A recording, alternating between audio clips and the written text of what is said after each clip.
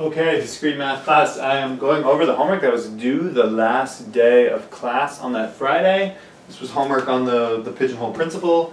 2, 3, 4, 6, 10, 13. Seemed like just a handful of problems, but actually some of them were quite tricky. I think I went over this video very thoroughly, I went over this homework very thoroughly in period 7. So if you were there that day, you don't need to watch this, but if you were not there, or if you were in period 9, I think we did a lot less than this.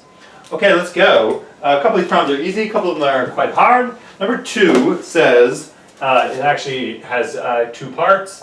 It says, how many people need to be gathered in order to guarantee that at least 2 have birthdays in the same month? Well, of course, the answer is 13 people. Because there are only 12 months, and thinking of the months as the pigeonholes and the people as pigeons, then you have 13 people.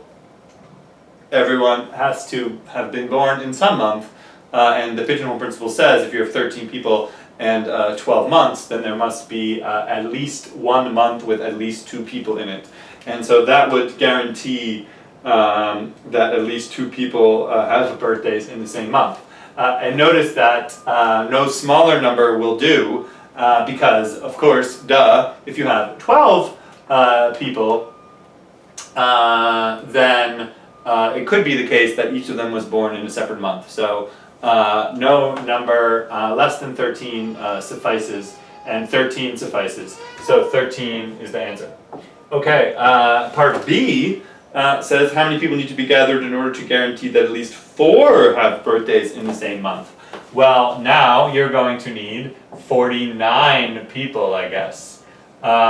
Once again, 48, no, I messed that up. I guess it's 37 people. Because we want there to be at least 4 people with birthdays in the same month. So if you had just 36 people, then it would be possible that every month had precisely 3 people with birthdays in that month. And so that wouldn't suffice. But if you had 37 people, then common sense says, of course, that there's got to be some month in which there are 4 people or more, and okay, this is just a straight application of the generalized pigeonhole principle. If you like, formulas and theorems and stuff, what does the generalized pigeonhole principle say? It says that if you have 37 people, it says that with 37 people, thinking of those as the pigeons, and 12 months, there is at least 1 month with at least 37 divided by, I'll write this over here, 37 divided by 12 ceiling people in it. And of course, the ceiling of 37 divided by 12 is 4. Okay, this is just like extremely easy, doesn't get any easier than that. So that was number 2. Number 3, I think, is also pretty straightforward. Yeah. Prove that in any set of 3 not necessarily distinct integers, there will always be 2 whose sum is even. So here I have 3 integers, a, b, and c. Prove that there are always 2 whose sum is even. Let's see. What does it take to add 2 numbers and their sum to be even? Well, if they're both odd or both even. And so there are 2 parities. There are 2 parities. Those 2 parities are odd and even. And so we apply the pigeonhole principle and we say, by the pigeonhole principle, given 3 numbers and I'm getting tired of writing this. Given three numbers and 2 parities, then there has to exist one parity with 2 or more numbers in it. I guess I should write this down. And 2 parities, there must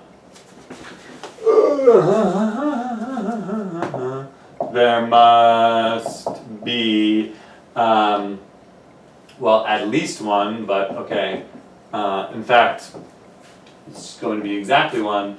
At least one parity with greater than or equal to 2 numbers in it. Okay, so either there are two or more odd numbers, or there are 2 or more even numbers. And well, whichever one it is, take any 2 numbers, take any 2 even numbers, add them up, you get an even number. Take any 2 odd numbers and add them up, you get an odd number. Okay, 4 is kind of a dumb, so let's just go straight to number 6, which is very exciting. Okay, what is number 6? Number 6 says, consider a room which contains 6 people. Every pair of people are either friends or are enemies. Prove that there's a subgroup of at least 3 of the people who are either mutual friends or mutual enemies. That is, show that there are 3 people, all of whom are friends, or there are 3 people, all of whom are enemies. Hint, pick one special person and consider the friends and enemies of that person.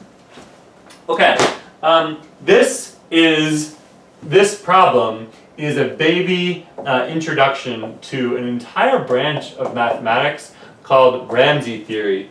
Something about which I know almost nothing, and is not part of the curriculum of this class, but is covered in our textbook, and it's the kind of thing that people study a lot, and almost everything about it is unknown. So you can try and figure out all the things about it, and it's still kind of a hot topic. Okay, let's go back to this problem and see what it's kind of saying. I think it's kind of easiest to make a sort of a picture of this. So you have these 6 people. We can sort of place them around in a kind of a circle or whatever. Let's call them A, B, C, D, E, F. And what was the exact wording? Every pair of people are either friends or enemies. Okay, so through every sort of pair of people from among these 6 people have some kind of relationship. Either they're friends or they're enemies. And we can show that with sort of a line. Prove that there's a subgroup of at least 3 people who are either mutual friends or mutual enemies. So imagine that we let the red be friendship and blue be enemy. So what this means is perhaps A is friends with B, and perhaps A is friends with C, but perhaps B and C are enemies, etc. And what this is showing is, or what this problem wants you to show, is that there is a group of 3, so a subgroup of the total set of 6, which are either all friends or all enemies. In other words, we must show that there exists some kind of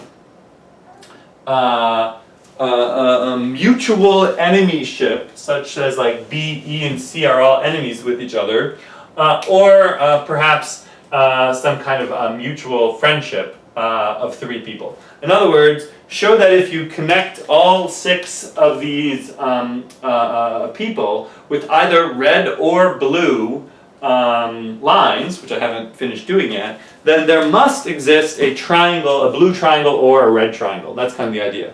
And the way this sometimes is phrased is in terms of, if you think of A, B, C, D, E, and F as countries in 18th century Europe or something like that. Spain and France and Britain are Russia are constantly fighting with each other, forming alliances, back and forth, changing their alliances, and constantly warring with each other and killing people and stuff. Well, imagine the following.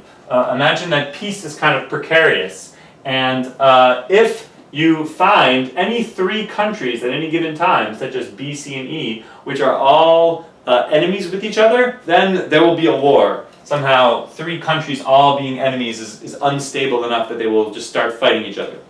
But also imagine, this is a little bit more cynical, that if you have 3 countries such as A, C, and F, which are all friends with each other, then there will also be war. Because if 3 of the 6 great powers are all allied, then that's sort of an unstoppable force, and they will just wage war on everyone else because they know they can win. Okay, and so the statement of this theorem, rephrased in this new context, is that there will be guaranteed to be war if you have 6 countries. And okay, first, maybe before we try to prove this theorem, maybe we can try to appreciate what's so special about this number 6. And the answer is, yeah, 6 really is the number at which war becomes inevitable. And we can show this by just considering a situation in which there are just 5 people or just 5 countries. Is it possible with just 5 great powers for there to be peace? And alright, it's not sort of obvious, but what you kind of want to do is draw your friendships in such a way that you never get a triangle. So perhaps let A be friends with B, and okay, just starting with A arbitrarily, and then going to B arbitrarily, and then B is friends with C, but now I don't want to go back to A, because that would complete a triangle. So instead I go somewhere else, like to D, for example, and I still don't want to complete a triangle, so D should not be friends with B, but D could be friends with E, and E could be friends with A. And here there is no triangle of friendship. And then, okay, that one was a little bit too easy maybe. Now, starting with A, well, now I just do sort of everything else, right? So now, if A is not friends with D, then A should be enemies with D, and then D should be enemies with B, and B should be enemies with E, C should be enemies with, E should be enemies with C, and C should be enemies with A. And in this way, I have basically added a blue line anywhere where there was not a friendship. Notice that if any one of these blue lines were in fact red lines, you would get a triangle. And here I have done it. I have connected every 2 of these countries with either a blue line or a red line, and there is no blue triangle and there is no red triangle, which shows that with 5 countries you can have peace. All right. So this number is called a Ramsey number, and the notation, I think I got this right, is we say that R33 is 6, and this really says 2 things. It says, okay, well, so what is this? How should we interpret this? We think of the first number as being sort of the friendship. So imagine you have the question being asked. The question for which 6 is the answer is, what is the minimum number of people such that there's guaranteed to be a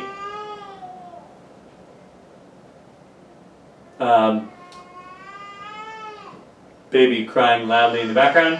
What is the minimum number of people for which you are guaranteed to have at least 3 who are friends or at least 3 who are enemies? And the answer is 6.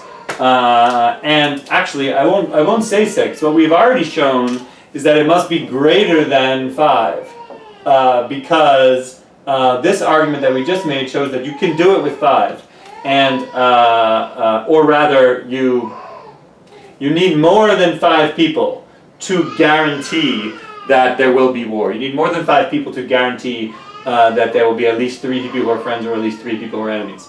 Okay, let's now just do the problem.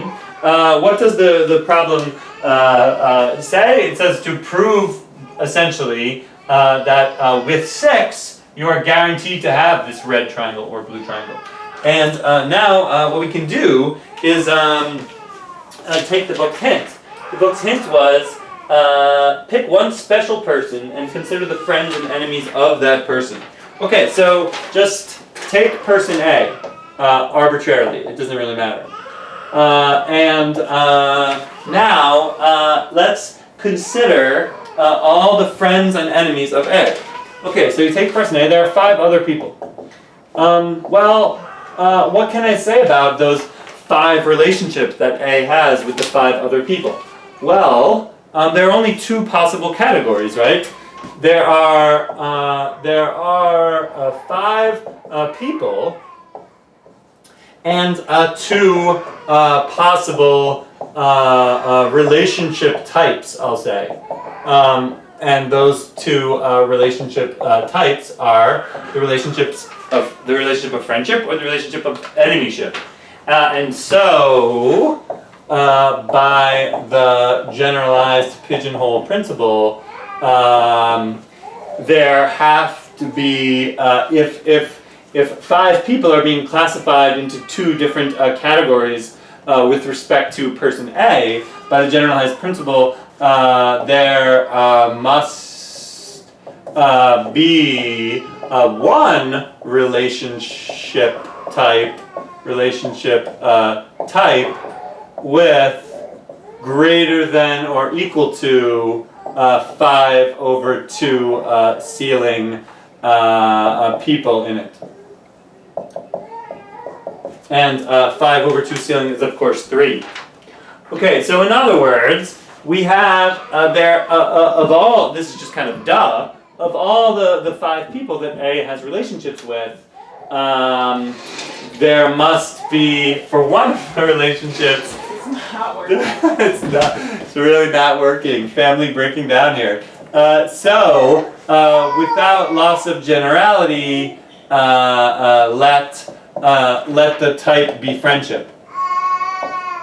There's no, the argument works exactly the same whether you assume it's friendship or enemyship. What we now know is that A is friends with at least 3.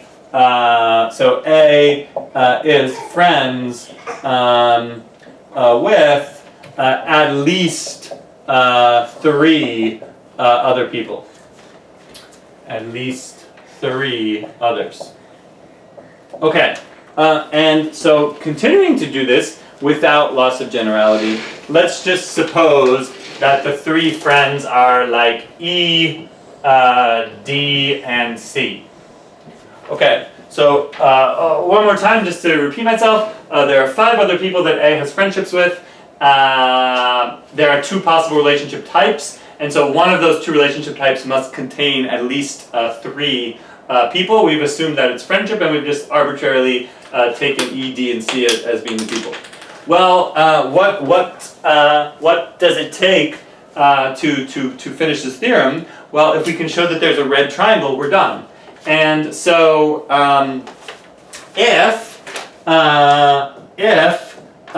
E is friends with D, for example, then we're done, because now A, E, and D are friends. So if I'll just say,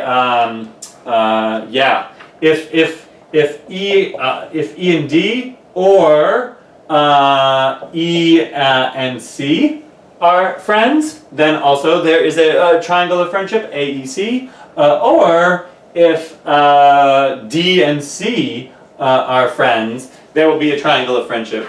Are friends. We're done. We're done.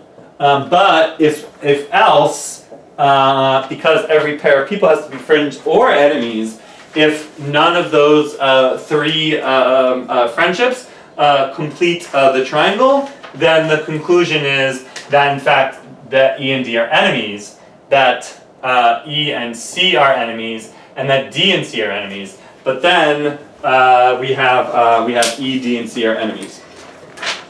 Okay, so and this proof was totally general because there was nothing special about E, D, and C. E, D, and C were just the 3 people. Well, okay, I think we're done. Whew. Alright, and now what we've shown is that if you give me 6 people, I can guarantee it. And because 5 does not suffice, but 6 does suffice, that shows that the Ramsey number is, in fact, 6. And you can imagine all kinds of different, you can change all these numbers to be other things and you get other Ramsey numbers. Okay, good. Whew, this is taking forever. 2 more problems, 10 and 13.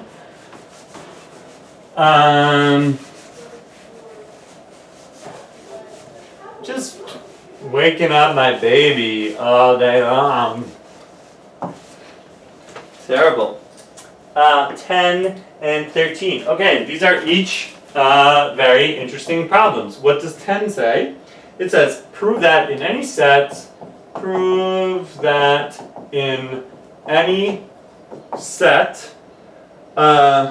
of n plus 1 integers from the set 1, 2, 3, all the way up to 2n. 2 of the numbers must differ by 1. 2 of the numbers must differ by 1. Okay, this is very interesting because it is extremely intuitively clear that this must be true, though proving it seems hard. So prove that any set of n plus 1 integers from so basically here's what this says. You gotta have 2 numbers that are differ by 1 means next to each other. So you have to have 2 numbers that are next to each other. And this just seems like, come on, man. If you give me 2n numbers, suppose n is 100, so you're giving me 200 numbers, specifically the 200 numbers from 1 to 200. And if we now pick one more than half of them, then there must be 2 numbers which are adjacent, that they differ by 1. Okay, casual proofs of this, which in my opinion are not proofs at all, invoke a kind of come on type reasoning where you're like, look, suppose I tried to spread the numbers out as much as possible. If I tried to spread the numbers out as much as possible so that no 2 people were next to each other, no 2 numbers were next to each other, well then that would mean picking, say, the odds. But if I pick all the odds, there are only n odds, so I can't quite get my n plus 1. And I could alternatively pick like 2, 4, 6 all the way up to the 2n, but then that's also only n.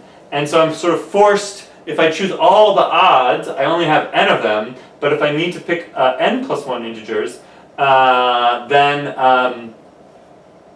I need to pick at least one even, and that even will automatically be adjacent to one of my odds.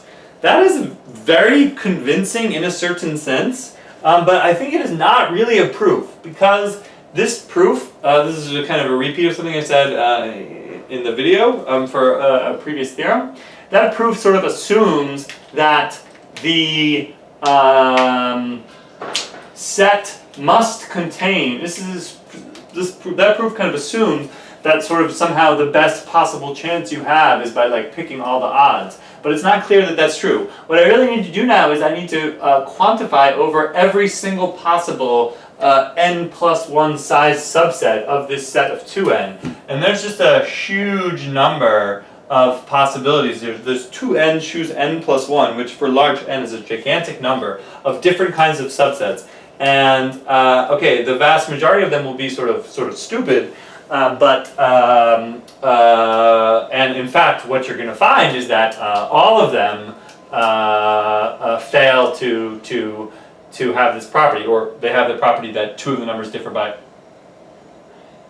Yeah, that 2 of the numbers differ by 1. So you're always going to get, no matter how you do it, 2 numbers which are right next to each other. But proving it seems tricky. Okay. The actual answer to how to do this is so simple. It takes 1 second. If you're very smart, you get it immediately. I wrote some the first year when I tried to do this problem myself. I did something long, torturous mess. But the simple thing to do is to choose a partition of the numbers from 1 to 2n. So so partition the numbers, the set of numbers, 1, 2, 3, all the way up to 2n, as follows. Put 1 and 2 in a box.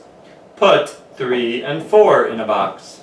Put 5 and 6 in a box, etc. And keep on doing that all the way until you get to the last box, which is 2n minus 1 comma 2n. Oh, well, there it is.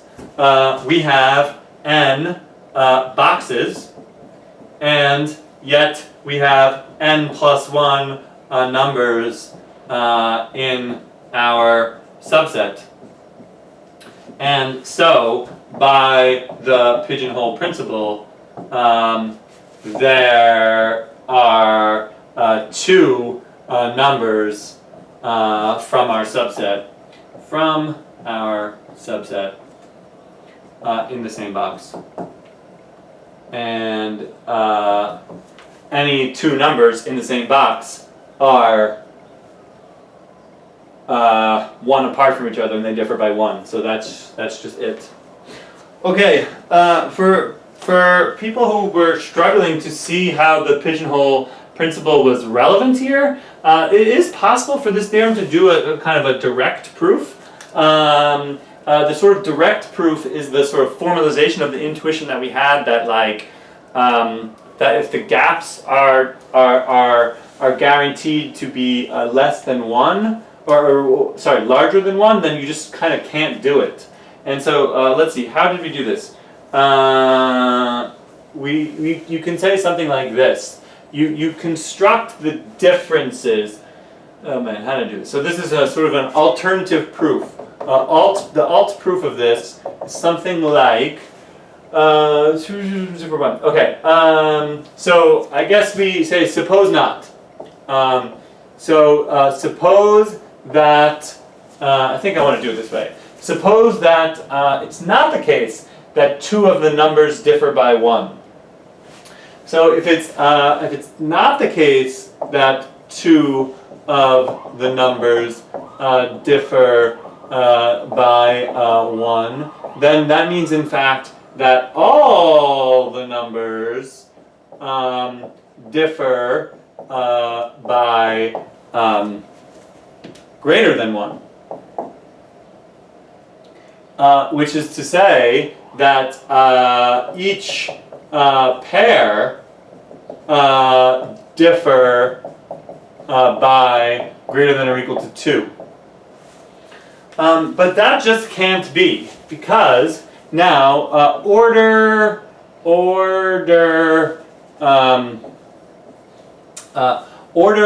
the numbers in the subset. How many numbers do we have? We have n plus 1 of them. So let them be like a1, a2, a3, etc., all the way up to a n plus 1. Let those be the n plus 1 numbers that you've chosen listed in normal order. Well now, if every pair of numbers differs by greater than or equal to 2, then what is the first sort of difference? The difference between a2 and a1 has to be greater than or equal to 2. And the difference between a3 and a2 has to be greater than or equal to 2. And the difference between a4 and a3 has to be greater than or equal to 2, etc. And you go all the way down to an plus 1 minus an has to be greater than or equal to 2. And then you just add these all up. If you add up all these differences, then the sum on the left telescopes, and what you get is that, I hope I'm doing this right, an plus 1 minus a1 has to be greater than or equal to, well, there are n plus 1 elements in this subset, so you have n differences, so you have n equations, so this is greater than or equal to 2n. But that, oh boy, what have I done wrong? 2n, because I also, so that is impossible, because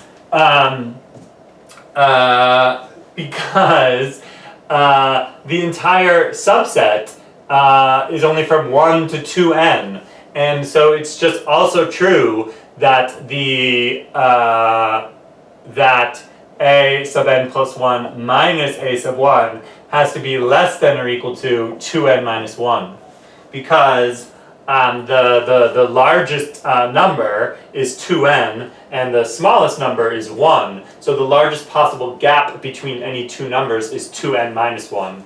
And if you put this all together, that's bad, right? Because you get that 2n is less than or equal to this gap, which is in turn less than or equal to 2n minus 1, and that gives you the you know, you don't want this. That's a contradiction. Okay, so that is a pigeonhole principle proof of this same theorem. Okay, last problem. Oh man, this is taking forever. Ooh, I have 7 minutes. Okay, so before my memory card is full, so I guess I'll just do it kind of fast. Number 13 says, prove that, so here's the theorem, number 13, if k is k1 plus k2 plus all the way up to kn minus n plus 1 objects are placed into n boxes, then for some I with I between 1 and n, box I will contain at least ki objects. Okay, this is a good example of how writing a theorem out in mathematical language like this kind of obscures what's going on. This is actually very simple, and you can think of this as another way to generalize the pigeonhole principle. Instead of now, what we do, instead of talking about each pigeonhole having just one pigeon in it, and sort of, bad is when you get two pigeons in one pigeonhole, or the other way we did it, where there are many, many pigeons, and we want to say that there's a certain number in each hole. Now we sort of think of the different pigeonholes as having different capacities. And so imagine that what you really have are these different boxes. You have box 1, box 2, etc., all the way up to box I. And now these boxes have only a certain capacity, and or rather, they have a certain number, which when they reach that number, that's bad. And let K1 be the number of objects that